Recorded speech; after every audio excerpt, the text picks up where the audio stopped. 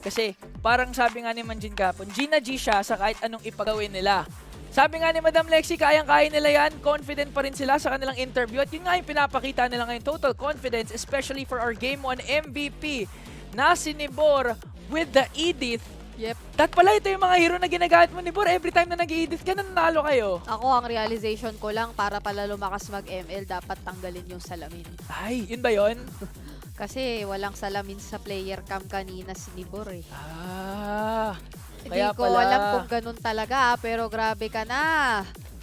Isang malaking advantage ang nakuha at nabigay niya doon for his team. At Sobra. nakita mo yung highlight, yung triple kill niya. Oo. Ito yata yun eh. Talagang nag-flicker rin siya para lang tapusin yung buhay ni JP at maski ni Sanji. At ayun na ay triple kill nga para kay Nibor. Grabe, hindi pa nga, feel ko, Ayun, wala siyang salamin. Oh.